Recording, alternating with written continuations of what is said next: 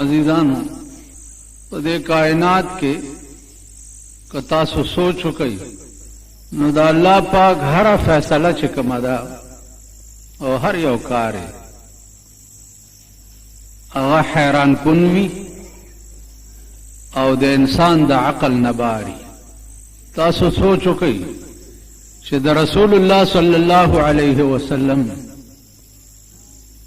इंतखाब चे सवक्त के द नागा पे कम रंग के शवे दा टोल कायनात चला पैदा नो अव्वल खिलकत और पैदाइश चे दे अल्लाह पाक दे जिब्राइल अलैहिस्सलाम करे उस जिब्राइल चे दे पटोल कायनात के अगब मुकर्रब मलाइका दा चे द मलाइको पे दुनिया की ददन औचत मकाम द बले मलाइकी निश्त अव्वल खिलकत अल्लाह पाक द जिब्राइल अलैहिस्सलाम करे रसूलुल्लाह सल्लल्लाहु अलैहि वसल्लम ते औरत तपोसो को चे तचे पैदाश हुए तासली दिली वे नोरे समनू खुदेखी तरफ तो यो स्तोरे बमिली दो चा बजले दो रसूलुल्लाह सल्लल्लाहु अलैहि वसल्लम वर्तो फरमायल छे जिब्रीला स्ताद पैदा के दो न मख के सलोर जरा काल मख के जमान नूर खुदा पैदा करे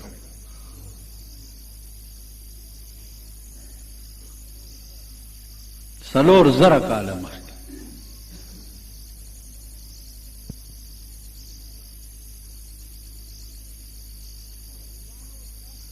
अजीजानो उस दास दा अकल खबर न दे दा फैसला कुदरत वाली करे हम मालिक दे दा गफा ब्या च वक्त की मलाइक पैदाश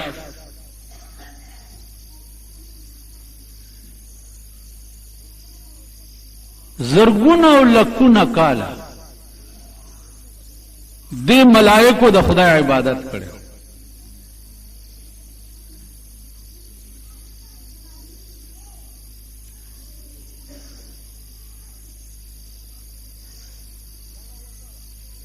दगा वजवा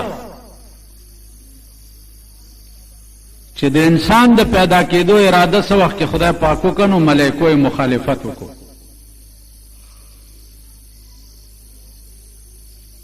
अवे चे अतजअलु फीहा मन युफ्सिदु फीहा व यस्फिकु दिमाअ व नहनु नुसब्बिहु बिहम्दिका व नुक़द्दिसु लक या अल्लाह त पजमका के बनी आदम पैदा के चागा ब फसादू न कई और शरू न बकई मुंग काफी उस्ताद इबादत द पारा कर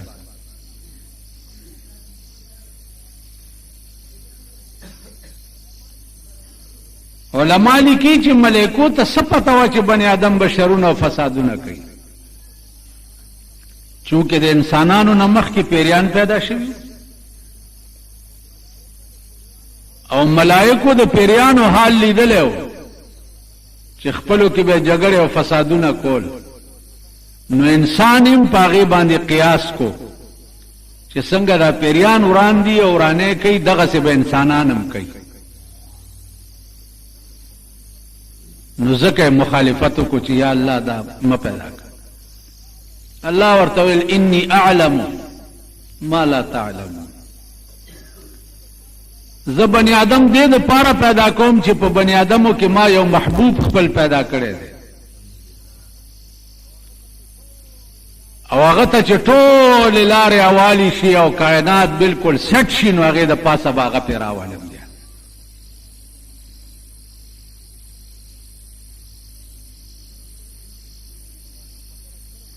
अजीजानो खबर सिर्फ दा इबादत न वा कदा टोला दुनिया रा जमा के और दा अल्लाह इबादत कई नु दा अल्लाह पर जात के सजियातो ले निशी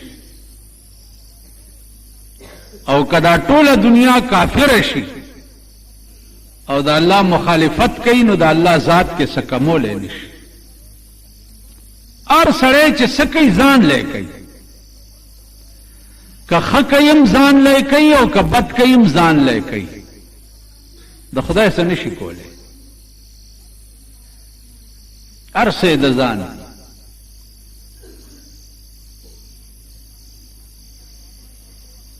نو انسانان چې څه وخت کې پیدا شو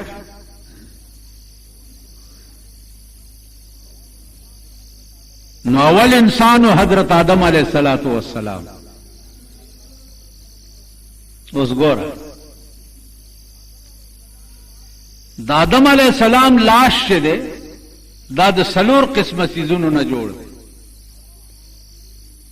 هوا، اوبه، اور او خاوره. دې څلورو څیزونو ته عناصر اربعه وایي. د دې څلورو څیزونو نه د آدم علیہ السلام د لاش تدوین شوی.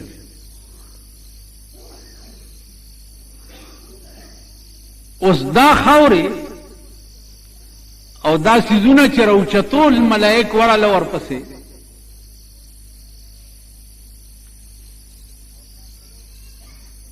او دا څلور څیزونه راوچتول نو د ځمکې ورته وویلې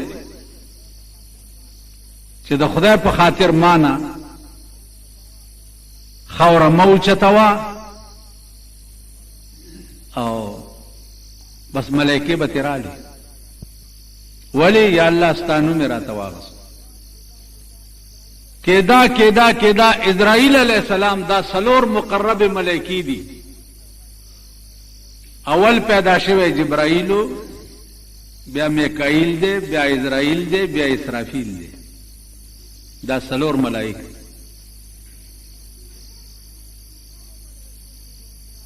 ټولو ملائکو چې د انکار وکړو چې یا الله ستا نوم راته والي نو موږ څنګه خاوره راوچته کړو. اسرائیل علیہ السلام ته وویل چې ته ورشه. چې دی ورغی او خاوره یې راوچته کړه او ځمکې ورته د خدای نوم واغستو، د خاوره راوړه ته.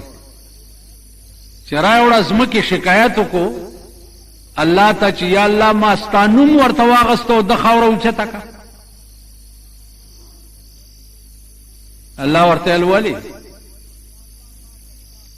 وی یا الله ما ته ستا حکم چې دی ستا د نوم نه بهترو. تا حکم کړو چې خاوره راوړه نو ما د حکم تعمیل کولو ځکه ستا د نوم نه ما ته ستا حکم بهتر.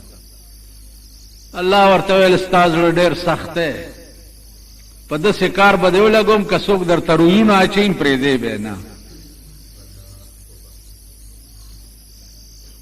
اوس چې د چا ځنکدنې ته خو اسرائیل ته ووایه که نه چې د خدای په خاطر دنه سامه وباسه، داسې مری والا تاو کي چې بیخ بنیاد والا وباسي، ځکه چې هلته د خدای حکم وي چې دنه سا قبض کړه. تاسو خیال راغی؟ نو دا څلور واړه ملائک چې دي په مختلفو ډیوټو باندې. د جبرائیل کار سو د الله او د هغه د پیغمبرانو منځ کې راز وړه راوړه. د اسرائیل کار څه دی؟ خلکو نه روحونه قبض کول. د اسرافیل کار څه دی؟ شپېلۍ تیاره په خوله کې نیولې ده چې د قیامت په ورځ حکم وشي نو شپېلۍ چې وغږوي نو دنیا به ټوله ورانه شي. او د میکائیل کار دی د ټولې دنیا وزیر خوراک دی. ټولې دنیا ته د راشن سپلای چې د هغه میکائیل علیہ السلام کوي. عزیزان ما تاسو ته عرض وکړو چې انسان پیدا کېده، د انسان د پیدایش نه 4,000 کاله مخکې د ټول بني آدم روحونه پیدا شوي.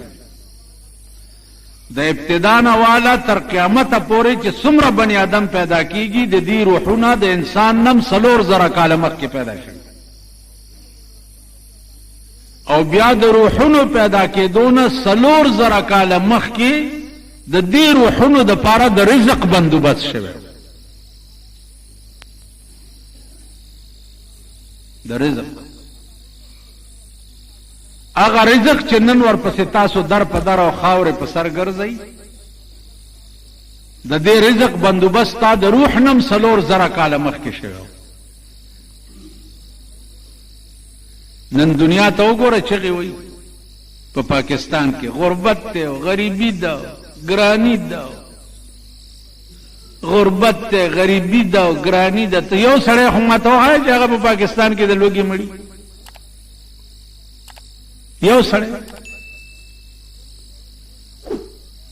کم شی چې بنیادی شی دی هغې ته څوک نږدې نه راځي دا هېڅوک هم نه وایي چې په پاکستان کې بېدیني ده د اسلام او د دین جنازه ووته د پاکستان نه جنازه یې ووته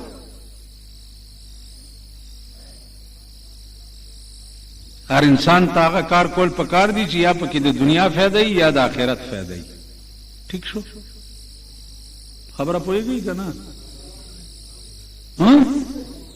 نه پوهېږئ بیا مه راځئ تکلیف مه کوئ زه هم ستړی شوم دا هغه ورځې په شوق کې یم چې دلته راشم او یو قسم نه یو زم کور ته لاړ شم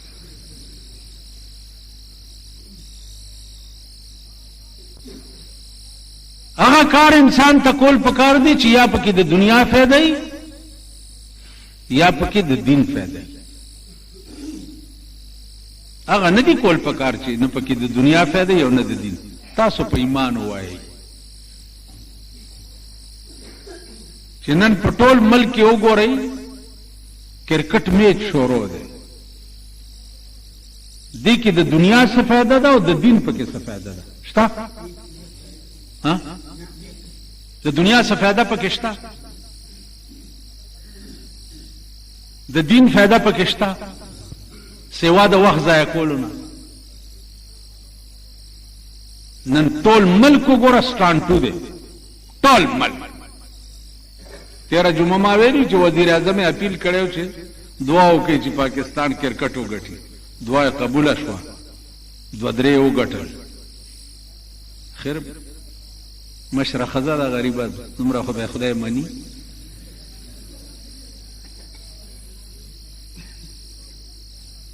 تاسو خیال وکړئ ټول ملک سټانټو دی کالکان دي کج هغه ورځ په قذافي سټیډیم کې 3 घंटे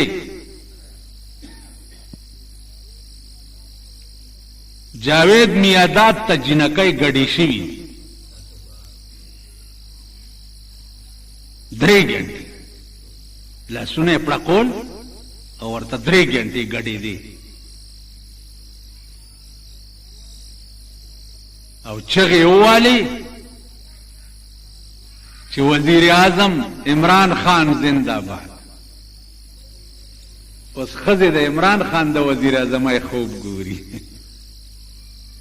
ښځې آینده به زمونږ د ملک د حکومت انتخاب ښځې کوي هلته ښځې ولا حکم ورکو چې 2 ووټه به د یو ښځې خدای وایي یو ووټ به هم نشته د ښځې اډو ووټ نشته په اسلام کې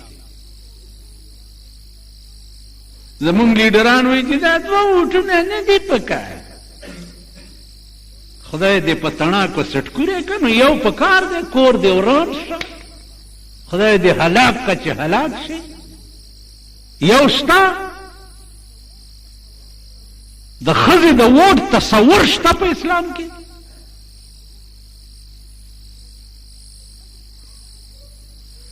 د ښځې شهادت چې د 302 کیس شوی یو سړی په مخ کې مړیم شهادت یې د نیم سړي برابر شهادت گواهی چې ورکوي نو نیمه گواهی وي چې 2 ښځې نه د هغې گواهی د یو سړي برابر هم نه ده دې ملک ولا د 2 ووټونو حق یو ښځې له ورکړو داسې حال خو دې جنۍ نه دی جوړ کړی او تاسو ټولې دغه کړي مولیانو ورته فخله کې ونیوي داسې چل شو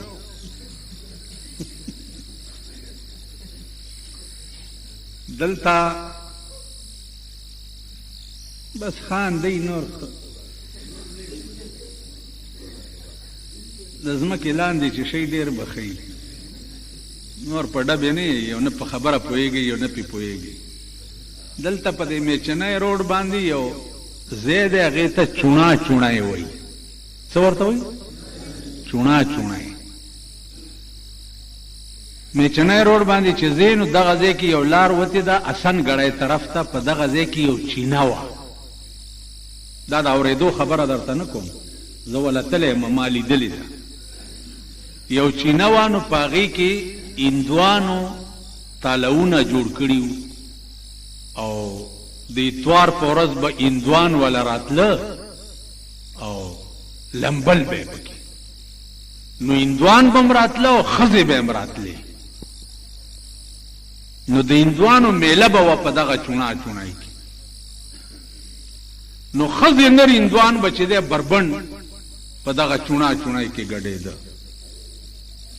دغه منظر مې بیا په صدر کلب کې م لیدلی و چې د جشن پاکستان په شپه باندې یو پاگل ډانس کېدو د صدر په کلب کې، او زه په بجلیګر کې ومه. نو یو ایس ډي او زمونږ هغه راته ووایي چې راځه کنه صاحب کنه صاحب یې ورته وی راځه چې درته نن تماشه وښیم. نو په جیب کې بوتلمه چې ومې کته نو په هغه صدر کلب کې تلاو دی، په هغه تلاو کې پاگل ډانس کېدو، نو ښځې او نر بربنډ مې وړېده چې ګډېده.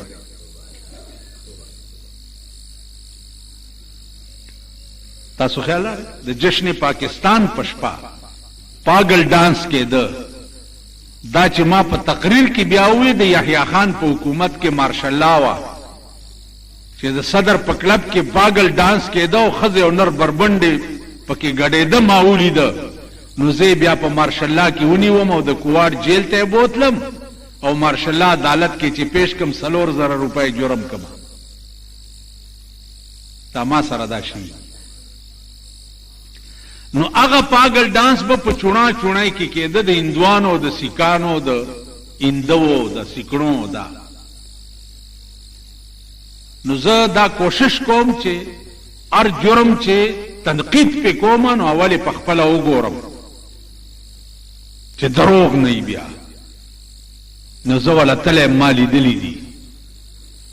نو په دغه ځای کې د حسن ګړی یو زمیندار و، هغه چې ولیده چې دا هندوې خو بربنډې دي، نو دم صاحبه جامې ویستې دي او ورمنډه کړې ده. هغه هندوانو ته وایي چې سیټا اپنی گوڑی باندھو ہمارا گوڑا چھوٹ گیا.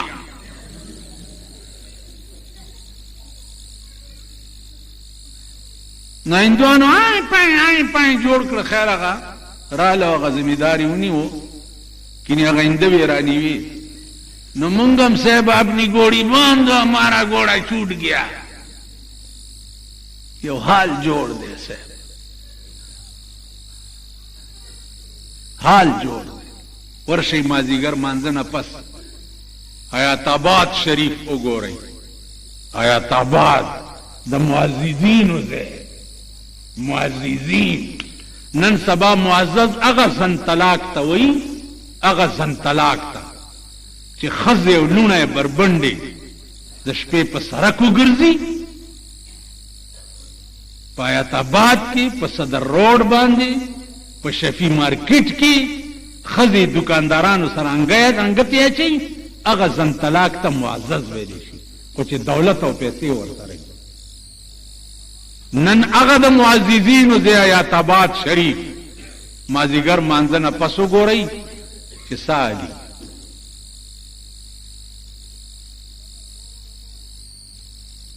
صدر روډ وګورئ مازدیګر مانځه نه پس چې څه حالي.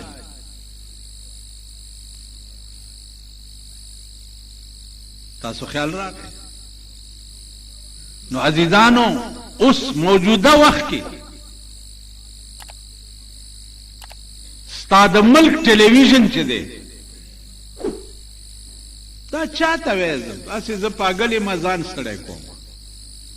ستا د ملک ټلویزیون چې دی دا ډیشنټینې وغیره چې راغلي دي، ستا د ملک ټلویزیون هغه ډمتوب په ټلویزیون شروع کړی دی چې پناه په خدای ده ولی وای کومګه دا شورو نه کو خلک به ډیشنټینا ګوري بیا زمونږ د ټي وي وقار ختمي زمونږ ټلویزیون به بیا سو ګوري نه نو دوی چې په ټي وي کوم حال شروع کړی دی الله دې امان راکړي 24 घंटे په ګډا الکان او جنکای یو ځای ګډي ودا خدای بندگان دا اسلام دیتا ہوئی دا مسلمانی دا شے دی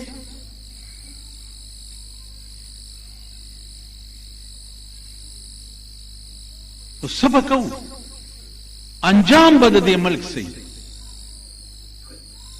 انجام بیدائی واو رئی یو دا کابل دیہات تی کلی یو غرون دی اغا صفا مسلمانان یو د کابل خار او خار د کابل خار چې او اغي یورپ شرمولو یورپ لندن شرمولو قدر کې کابلیان ناس دي نو دوی ته پته ده لندن شرمولو د لندن انګريزان بم کابل تراتله د عیاشۍ د پاره بیا د کابل بادشاہانو چې کوم ځایونه د عیاشۍ جوړ کړي هغه ورشي فل حال وګورئ دا الله گرفت او دا الله د قهر په پکړ کې چې کابل راغی نن سال دی څوک خلاصولې شي یوشت لکه خود روس او د کابل جنگ چې او پاغي کې قربان شوي یوشت لکه اوس فی الحال پکې سال دی ورشي تماشا یو عزیزانو داغه وجه څه چې د ګناه غرور چې او هغه اسمان ته ورسېدو نو الله داسې رونی و داسې چې ترننه پورې سو خلاصولې نشي د پاکستان د غرور او د بيدینۍ د انتها وشو زما د په خدای قسمی چې یو ځل خدای رونی و د پاکستان زب تاسو ته وخم بیا چې کم طرف ته منډي وهي هندستان ته بتاسو نشي پناګزین کې دي کابل ته بتاسو نشي تله لونی بم په یو منډي و یو ځامن بم په بلی منډي و یو خزي بم په بلی منډي و یو تاسو په بل منډي و بالکل د هلاکت او د تباہی په پلیټ فارم باندې ستا ملک ولاړ اول دا پته خو لګه په پاکستان کې وکي چې په قذافي سټیډیم باندې 100 ارب روپے لګیدلی دا پته بیا د دې کرکټ میچ د پاره چې کومه کورسای جوړی دي چې خلک او جنکای به پکینی پاغه 100 کروڑ روپے لګیدلی د عیاشۍ په اډو اربونه روپے او دلته د ټیکس دفتری کاغذونه ګرځي سپیره دکاندار پسې براشي آپ کو نوٹس دیا جاتا ہے کہ ٹیکس کے کمشنر کے دفتر میں پیش ہوں ولی ستا یو کورا کې دې پاغه ټیکس لګېدلې هغه ورځ ما ته بیا دوه چټونه پریخي دي چې پتام ټیکس لګېدلې مالخا وغه سپیټر ګیرم و چې راغلو ما په ګیرو والا خدای په خر سیلاب یوړې کینو مالی چې ګیره ونه هغه قرباني ته پته وکړ چې اوس موږ په پاکستان کې یو کور کې د اوسېدو حق نه لرو ټیکسونه دي دلته بار یو نه دی پت سپیټر ورپسې راشي دیش د روټای والله که د دارو دره کې لګي بیمار په کور کې پروت دی د دوای دره کې نه لګي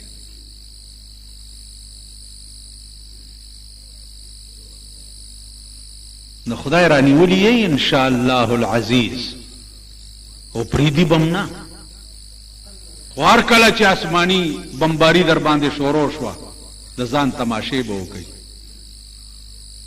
کوي چې سم خو خدا کوئ ودونه ستاسو لعنت دی، مړی ستاسو لعنت دی، ژوند ستاسو لعنت دی، اولاد ستاسو لعنت دی. مونږ خو تباہی غرق.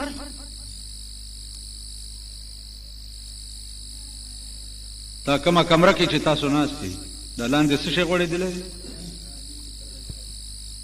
دې ته څه وایي؟ ښه دړی نه دي، دړی دومره خو مقل دی چې نه شی هم نه پېژنئ. دې ته دړی نه وایي، دا کارپېټ دی.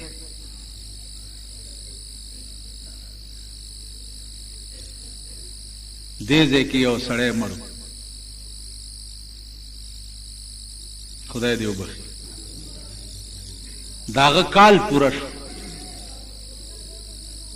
زامنو یې خیال کړی دی چې د پلارم کال دی او خیرات کول غواړي، څه به وریجې پخې او خلق به راغواړي او په دې کې ثواب نشته. دې جومات کې کارپېټ وغوړوه چې پلار پسې هم صدقه جاریه جوړه شي. دا د هغې زامنو کړی. زما خو عقل وخوځېدو چې زه چې څه ویم نو هغه نراله کار قدرت ما ته په سترګو وښودو چې مړي پسې خیرات چې کوئ دغسې کار وکئ، جومات له صفونه جوړ کئ. زما تره مړو 2-3 کاله مخکې نو ما دلته نه ځان سره 6 پکي واغسته. زمونږ د کلي جومات کې پکي نه وو، مې هلته کوز کړه. کلي ملکانو راته وی چې خیریات څرنګه چال ده؟ ما چې خیریات مې کړی ده. چې کوم ده؟ مو خو څه ونه لیدم. ما چې تورې خاورې وخورو، خاورې وخورو، خاورې. جومات له مې پکي راوړو، دا پکي به لګېدلي وي، خلک به ترې لاندې منځونه کوي. دا زما تره پسې به صدقه جاریه شي. وی چې وریجې مریجې نشته، مال خاورې شته که خورې خاورې. چې مړي پسې د خیرات درته څوک وایي وایي تورې خاورې خوري، زهر خوري، زما غول خوري چې درته یې راوړم او خوله کې یې درکړم.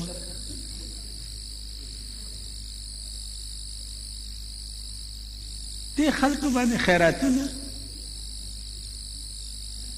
ښه واده دی صاحب. الله اخوس ښځې نر ټول ډمان شي. ما درته وی چې هغه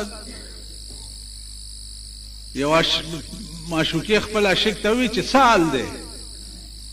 هغه ورته یو زخم نه دی چې به جوړ شي، یو زخم نه دی چې به جوړ شي، 1000 زخمونه مې په زړه دي مړ به شم.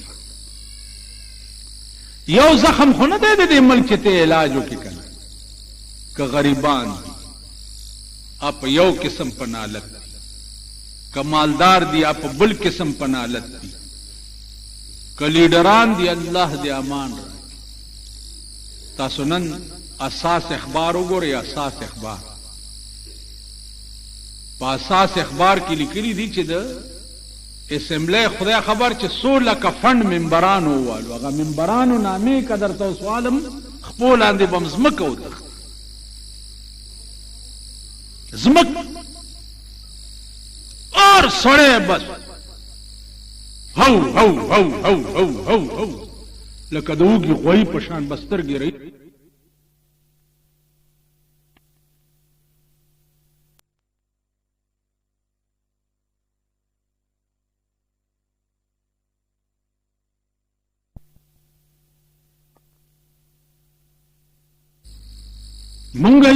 مونږ لا داسې مړی چې واچي په تخته باندې یو مولا مړی لمبولو، نو دلته زمونږ د ملک رواج دی چې په تخته پیسې اچوي. اچوي که نه؟ په تخته پیسې اچوي. نو هغه مړي په تخته چا سوا نه چول. مولا چې جومات ته راغی نو مړي پسې هم کنځلې وکړې او ویلې خدای راستي ما هم پکې یو ځای وچ پرېښی، ټول مې نه دی لمبولی. نو چې وجځه پکې پرې خو بیا جنازم نه کیږي ولې هلکه اوس دې ولې پرې او دا کیسه دی جماعت کې شوی و زه وړوکی دی جماعت کې لوی شوی یم 50 کاله وشو په خبره پوه شوې مولا ته مې ولې مولا اوس مړ دی خدای دې وبخي مال ولې هلکه خدای راستي چې وچ دی مې پکې پرې مال چل سو نه چا په تخته وانه چول نو دلته به ما ترجمه خودا ماسخوتن مانځه نه پاس دلته دی جماعت نو دلته یو خان او هغه هم پکې کېناستو چې هغه به کېناستو پکې نو هغه ته مې وویل مالستان نوم مې مپلاني ته اغستی دی هغه ملا چې نو هغه به د مړي زیات لمبول دی علاقه کې مالستان نامه مې ورته اغستې په تخته وړاندې نسه واچوه یا وړاندې نسه ورکه نو هغه به چې په دې لاره کې کور دی نو چې هغه ملا به ولیدو نو کور ته به یې منډه کړه مال ولې ویلې بس ما ته ګوري چې کله به یې ولمبوم ګوري راته وی چې دی به کله ولمبوم مال خو څه ورکه که نه مونږ هم دغسې که ما نه دا تمه کوي چې بجلیګر ملا به مې جنازه وکړي چې څه ور نه کړم خدای ته جرګه وکړي چې یا الله چې څه ورته ونه وی بجلیګر مولا لدی چې څه ورکړي نه وي چې یا الله داسې په سلور بول کا چې د ده بیخ بنیاد وباسي بیړي والا غر کړ او چې سراکي نو د اخون بابا مړی وي را روانو په لاره او دلته یو طالب او را سره نو لسو لوټې ورکړی و په څښاک کې ما ته وایي مولوي صاحب مالا ویل هر سړی خپې وغځوي چې زه مړی دې ته وایي دې لوټ ته خو لږ وګوره مونږ هم دغسې خدای په راستۍ چې سرسایه دې نه راکړي که مې روجې درو بخلې د سړي زوی بنې چې د اختر سرمن دې نه راکړي که قرباني دې قبوله شوه د سړي زوی بنې په نکاح کې دې چې څه نه راکړي نکاح مې هم دله واپس کړی سپېره مې تړلی دا نکاح کې تاسو ورته کوي د نکاحونو ته تاسو کتلي چې دا تړي یې څه وخت نکاح دې په شرمونو شرمېدلی مړی دې په شرمونو شرمېدلی واده دې په شرمونو شرمېدلی ژوند دې ټول تباه او برباد تا ته چې خلک ګوري څه به درته وایي اوس چې ځان ته لږ د سړي بچی وایي او د دې کرکټ میچ ته څومره دنیا ناستی چې ځان ته د سړي زوی وایي دوی ته به د سړي زامنو وایي نو نن د سړي زامن ورک شو بس چې ورځ تېرېږي ایمان مې مضبوطېږي هغه د دریوال په خبره باندې چې ما ورته ویل حاجي صاحب ته ما چېرې په خندا ونه لیدې ما ته ویل استاذ چا ته وخاندم د سړي زامن ورک شو چېرته د سړي زوی وي سړی ورته وخاندي که نه د سړي زامن ورک شو نو خاندې چا ته نن ټول په دې قهر اخته سوچ وکړئ زما په خدای قسم دی چې د حدیث شریف کې راځي چې د قبر ړومبی ګزار چې دی د ملایکو ړومبنی ګزار مړي له هغه دومره سخت وي چې د دې مړي وایي چغه په مشرق او مغرب کې واورېدی شي ړومبنی ګزار یې داسې دغه ګزار له ځان تیاروئ الله دې امان راکړي ځکه چې زمونږ ژوند داسې نه دی چې زمونږ خدای ته څه وخت کې پیش شو راته وایي چې دا ستا لیم ټیک دی مونږ ژوند داسې نه دی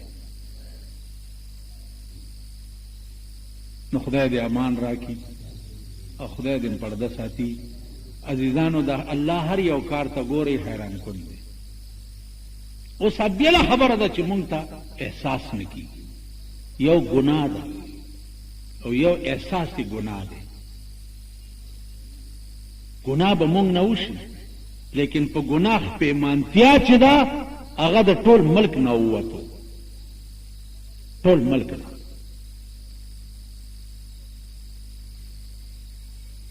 تاسو خیال راغی ټول ملک کې وګورئ په ګناه څوک پیمانه کېږي نه که بایسکوپ ته لاړ شي پیمانه کېږي نه که د ډمتوب دکان دی ویستی ټول ورځ پکې خوشحال ناست خپېمانه کېږي نه چې دا زه غلط کار کوم.